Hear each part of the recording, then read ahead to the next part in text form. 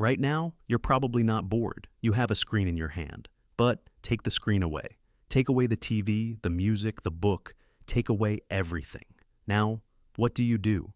That question kept humans busy for 300,000 years, and the answer is one of the strangest stories in the history of our species. The word didn't exist. The word boredom didn't exist until 1853. Charles Dickens coined it in Bleak House. Before that, there was no word for it in English, not because the feeling didn't exist, but because the conditions for it barely did. For most of human history, life was relentless. You didn't have spare hours, you had survival. But here's what's fascinating. Hunter-gatherers, people living exactly the way your ancestors lived for 95% of human history, actually had more free time than you do. Anthropologist Richard Lee spent years tracking the daily lives of these Kung Bushmen of the Kalahari. His data showed they worked roughly 15 hours a week to feed themselves. The rest of the time, open. So, what did they actually do with it? What they actually did? Let's start with the most obvious answer. They talked. Not small talk, not catching up. Hours and hours of it.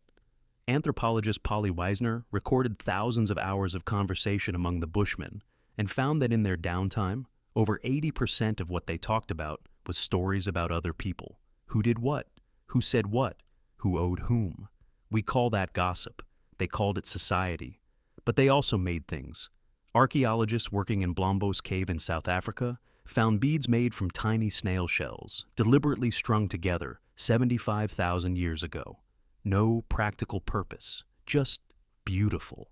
They found ochre, red and yellow pigment, ground into powder and stored in abalone shells.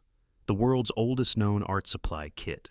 Someone, 100,000 years ago, sat down with nothing urgent to do and decided to make something. They played. Anthropologist David Lancy studied dozens of traditional communities around the world and found that in every single one, children spent most of the day in unsupervised mixed-age play. No coaches, no curricula, no screen time limits. Just kids figuring out how to be human together. Adults did the same thing in their own way. They groomed each other, picking lice, braiding hair, for hours at a time. Robin Dunbar, the evolutionary psychologist who figured out why humans have the social groups we do, argues that human language itself evolved as a form of social grooming. We couldn't pick lice off 150 people a day, so we talked instead. And at night, they did something that modern science is only beginning to understand. They sat in the dark and let their minds wander. Neuroscientists call it the default mode network. It's a system of brain regions that activates specifically when you're doing nothing, not resting, not sleeping, nothing. For a long time, scientists assumed this was just the brain idling, wasted energy. Then they looked closer.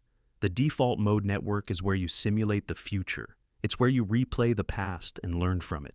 It's where empathy lives, where you model what other people are thinking and feeling. It's where creativity happens, where problems that stumped you during the day quietly solve themselves.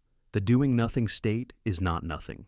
It might be the most important thing the brain does, and your ancestors spent hours in it every day, staring into fire.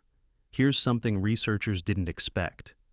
In 2014, anthropologist Christopher Lynn published a study on what happens to people when they stare at fire. Heart rate drops, blood pressure falls, muscle tension releases. The effect is dose-dependent. The longer you watch, the deeper it goes.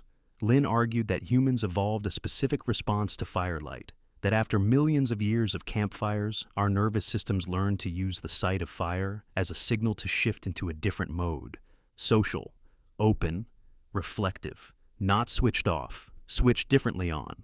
Fire was the original screen, except instead of flooding you with information, it gave your mind room to breathe.